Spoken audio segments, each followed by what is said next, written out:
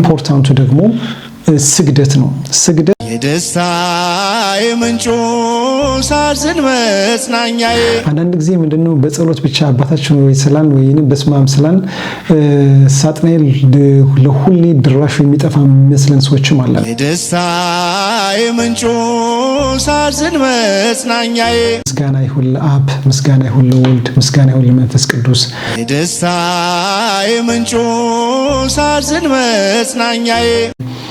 ከነጮች ጋር ባለን ሪሌሽንሺፕ ላይ በሆነ በምንሄድበት ላይ ድራይቭ በምናደርግበት ጊዜ በሁሉም ቦታ ላይ እግዚአብሔር አምላክ ጥበቃውን አይነፍገንን ማለት ነው። እግዚአብሔር የደስታ የምንጩ ሳዝን መጽናኛዬ። በስመ አብ ወወልድ ወመንፈስ ቅዱስ አሐዱ አምላክ አሜን። የተወደዳችሁ የበረከተ ጽዮን ዩቲዩብ ቻናል ቤተሰቦቼ እንደምናችሁ? እኔ እግዚአብሔር አምላክ የተመሰገነ ይሁን በጣም ሰላም ነኝ። በዚህ በስዊዘርላንድ ወይም በውጭ ሀገር በምኖርበት ጊዜ አብዛኛውን ጊዜ የሳጥናኤል ፈተናዎች በጣም ይበረታሉ። ያሉን የቅዳሴ ሰዓቶች በጣም የተወሰኑ ናቸው። ስለዚህ ይህን ነገር ፋይት ለማድረግ ወይም ለመዋጋት ምንድነው ማድረግ መቻል አለብን? በሁለቱም ሳይድ የተሳለ ማለት በመንፈሳዊም ወይም በዓለማዊም የተሳለ ሰዎች እንድንሆን ምንድነው ማድረግ ያለብን የሚለውን ነገር እናያለን። እኔ ይህን ሚስጥር ማካፈላችሁ ወይንም ይህን ታሪክ የምነግራችሁ ማለት ነው በህይወቴ የተጠቀምኩበትን ከአባቶቼ የተማርኩበትን ትልቁን ሚስጥር ነው ማለት ነው። በተለይ ደግሞ ከገዳም አባቶች ማለት ነው በዓለምም ካሉ አባቶች ብዙ ያስተማሩን፣ ብዙ ያካፈሉን፣ ብዙ ነገር የነገሩን አባቶች አሉ። በተለይ ደግሞ ስለ ሁለት ነገር በተለይ ስለ ጾምና ስለ ስግደት ማለት ነው። ስለነዚህ ሁለት ነገሮች ዛሬ እንነጋገራለን ማለት ነው። እንደሚታወቀው ሳጥናኤል አዳምና ሔዋን ካሳሳተ በኋላ ማለት ነው ለኦልሞስት 7500 ዓመት እንደማለት ነው። እንግዲህ 5500 ዓመት ጌታችን ኢየሱስ ክርስቶስ ከመወለዱ በፊት ከዛ በኋላ ደግሞ እንግዲህ 2018 ነው ያለንና ከ7000 ዓመት በላይ የሆነ የሰዎችን የማሳሳት ጥበብ አለው ማለት ነው። ስለዚህ ይህን ጥበቡን ያልተቀማው ማለት ክብሩ ተገፏል። ግን ይህን ሰዎችን የማሳሳቱ ሂደት ግን ትልቅ የሆነ ኤክስፒሪየንስ ያለው ፈታኛችን ስለሆነ ምንድነው ማድረግ ያለብን፣ እንዴት ነው ፋይት ማድረግ ያለብን የሚለውን ነገር አብረን እናያለን ማለት ነው። እንደሚታወቀው አብዛኛውን ክርስቲያን ማለት ነው እኔ እንደሚገባኝ ማለት ነው ከኔ ጀምሮ የሳጥናኤልን ተንኮል ማለት የእግዚአብሔርን ምሕረት እንደምናውቀው ሁሉ የሳጥናኤልን የማሳሳት ጥበብ ግን እንረሳዋለን። አንዳንድ ጊዜ ምንድነው በጸሎት ብቻ አባታችን ወይ ስላል ወይንም በስማም ስላል ሳጥናኤል ለሁሌ ድራሹ የሚጠፋ መስለን ሰዎችም አለና ግን ምንድነው ማድረግ ያለብን? የማይተኛ የማያንቀላፋ ሕያው አምላክ እንዳለን ሁሉ የማይተኛ የማያንቀላፋ ጠላትም እንዳለን ማወቅ መቻል አለብን። ዛሬ ከቤታችን ቢወጣ ነገ ከነገ ወዲያ አድብቶ ማለት ነው ልክ እንደ ጠላት ወደ ቤታችን የሚመጣ ሳጥናኤል እንዳለ ማወቅ መቻል አለብን ማለት ነው። ስለዚህ ይህን ሳጥናኤል እንዴት ነው ፋይት ልናደርገው የምንችል የሚለውን ነገር እናያለን። አንደኛ ኢየሱስ ክርስቶስ ስራውን ከመጀመሩ በፊት ማለት ነው 40 ቀንና 40 ሌሊት በገዳመ ቆሮንቶስ ማለት ነው እንደ ጾም ያሳየናል። ጌታችን ኢየሱስ ክርስቶስ ከመቤታችን ከቅድስት ድንግል ማርያም ከስጋዋ ስጋ ከነፍሷ ነፍስ ነስቶ ይህን ነገር ማስተማሩ እኛ እንድንጠቀምበት ነው እንጂ እሱ ኃጢአት ስለነበረበት አይደለም፣ በፍጹም አይደለም። ግን በዚህ ዓለም የመጣበት ዋና ዓላማው አዳምን ለማዳን ሲሆን በዛም ደግሞ እኛስ የሰው ልጆችንም ደግሞ እንድንማር ከሱ መልካም ነገር ይዘን የሱን አርአያ ይዘን ትክክለኛ ክርስቲያን እንድንሆን የሚያደርገን ማለት ነው። ስለዚህ በተቻለን መጠን በጾም መበርታት ይኖርብናል ማለት ነው። እግዚአብሔር የተመሰገነ ይሁን። ባይዘወይ የኢትዮጵያ ኦርቶዶክስ ተዋሕዶ ቤተክርስቲያን ማለት ነው ከ230 ምናምን በላይ ቀናቶች ማለት ነው በአመት ውስጥ ማለት ነው በጾም ነው የምናሳልፈው ማለት ነው። በተለይ እነዚህ ሰባቱ አጽዋማትን ካልኩሌት በታረጓቸው ማለት ነው ሮብና ዓርብ ጾም 40 ጾም ማለት ነው። ጾመ ሐዋርያት፣ ጾመ ነቢያት፣ ጾመ ሁዳዴ፣ ጾመ ፍልሰታ እና የጋህር ጾም የሚባለው እነዚህ ነገሮች በሙሉ ካልኩሌት ስታረጓቸው ወደ 250 ምናምን ነው በአካል ተሳትኩ ማለት ነው የሚሆኑ። ይሄ ማለት ኦልሞስት 2/3 ማለት ነው ጀስት በጾም ነው የሚታለፍ ማለት ነው። ይሄ ስናደርግ ደግሞ ሰውነታችን በጣም የመበርታት ሰውነታችን በጣም የመጠንከር ባለፈው በሕክምና ፕሮግራሜ ላይ ማለት ነው እንደነገርኳችሁ ዓለም ዛሬ ምንድነው ኢንተርሚተንት ፋስቲንግ እያለች ሰውነቷን ለመቀነስ የምትጥርበት መንገድ በሙሉ የመጣ ከዚች ቤተክርስቲያን ነው ማለት ነው።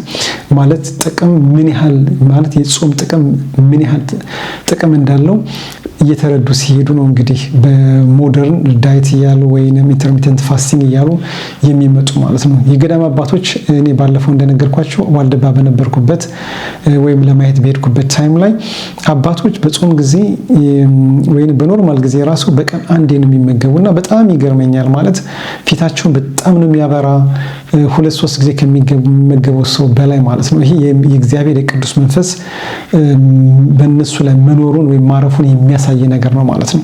ስለዚህ ጾም ቁስልን ትፈውሳለች። ጾም በጣም እንድንበረታ ታደርጋለች።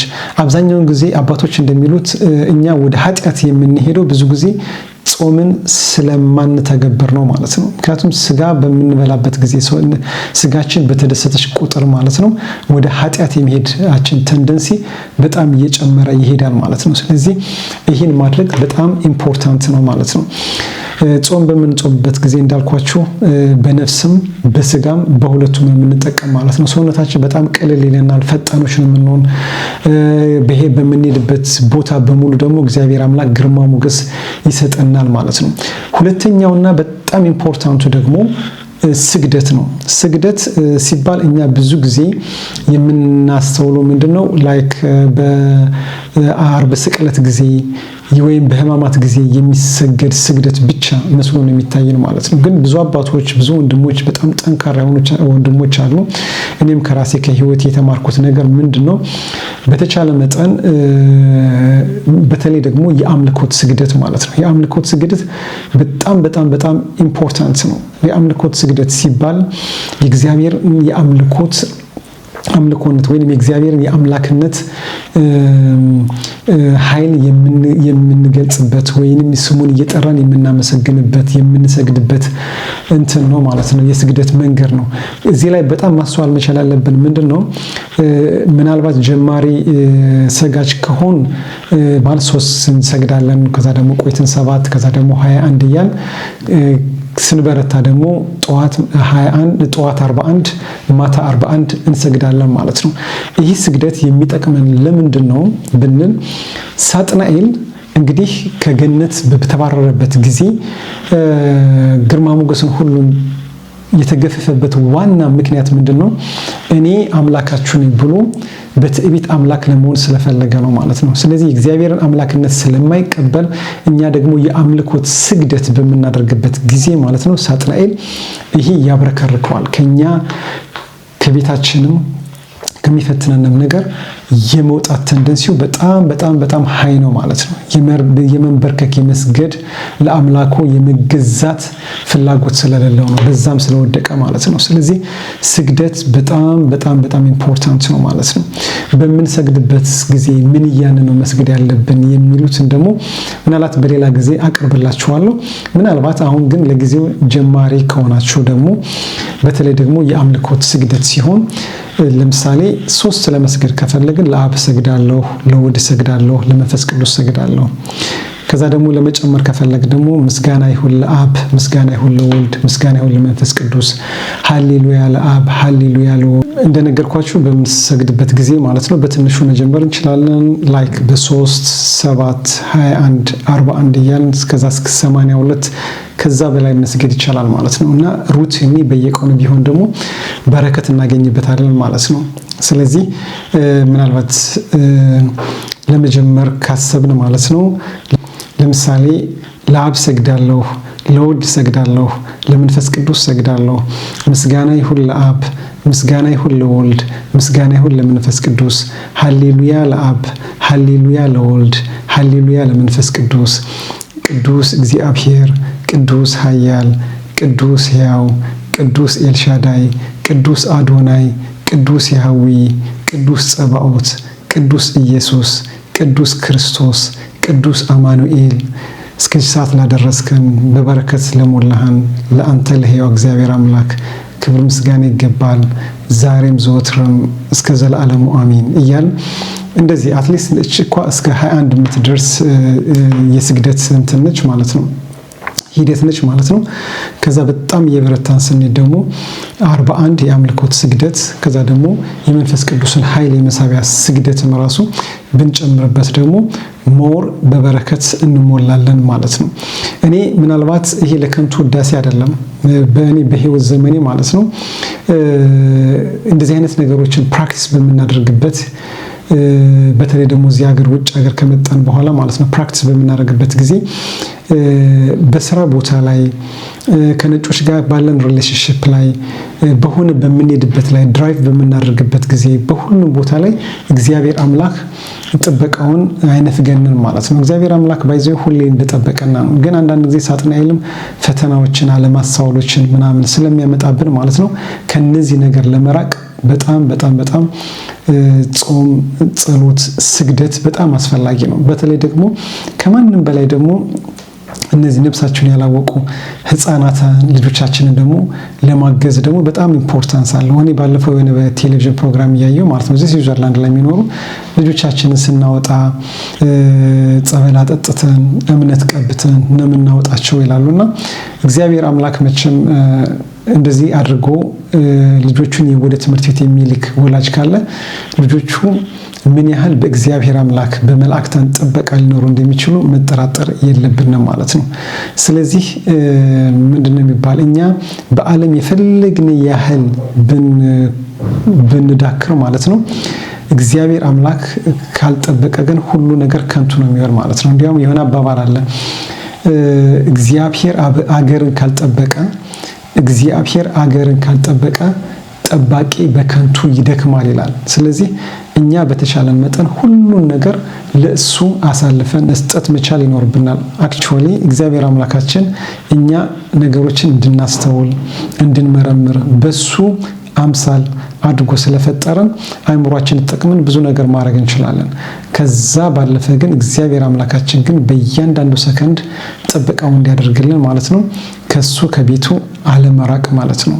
ከሱ ከቤቱ አለመራቅ በተሻለ መጠን በቅንነት መጓዝ ሰዎች የሆነ ነገር ሲናገሩ ያንን ነገር በተቻለ መጠን አይደለም ቅን ነገር እየተነገረ ኔጌቲቭ ነገር እንኳን ራሱ ሰዎች ቢናገሩን ወደ ቅን በመተርጎም ማለት ነው። እኔ በዚህ ዩቲዩብ ቻናል ራሱ ብዙ ያየሁት ነገር አለ። አሁን ለምሳሌ አንዳንድ ጊዜ ጓደኞችን ስደተኞችን ምናምን ለመርዳት ብዬ ሳደርግ እግዚአብሔር የተመሰገነ ይሁን 99% ህዝቡ በጣም ደስተኛ ነው። ጥሩ ኮሜንት ነው የሚሰጠኝ። በአካልም ሲያገኘኝ በጣም ያመሰግናሉ።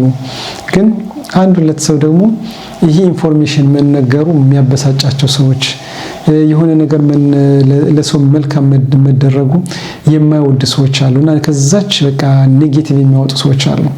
ስለዚህ በተቻለ መጠን ቅን ማሰብ መረዳዳት መቻል ነው ያለብን። ይሄ ደግሞ በውስጣችን ላይ ምንም አይነት ቂምና በደል ከሌለ በንጽህና ማለት ነው እግዚአብሔር አምላካችንን ማገልገል እንችላለን ማለት ነው። አለበለዚያ ግን ህይወት በሙሉ በጣም ከባድ ነው ሊሆን የሚችል ማለት ነው። ስለዚህ ለዛሬ ልነግራችሁ የፈለኩ ማለት ነው በዚች በተለይ በውጭ ሀገር በምኖርበት ጊዜ እንደ ገዳም አባቶቻችን ወይንም በዓለም ውስጥ ላሉ እንደ አባቶቻችን ማለት ነው በጾም በጸሎት በስግደት እየበረታን ሳጥናኤልን ማሸነፍ መቻል አለብን ማለት ነው።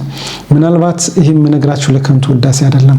በዚች ስብከት ምክንያት የአንድ ሰው ህይወት ከዳነ ወይንም አንድ ሰው ይህን ትምህርት ወስዶ ለሌላ ሰው ካካፈለ ለኔ ትልቅ ነገር ነውና ማለት ነው።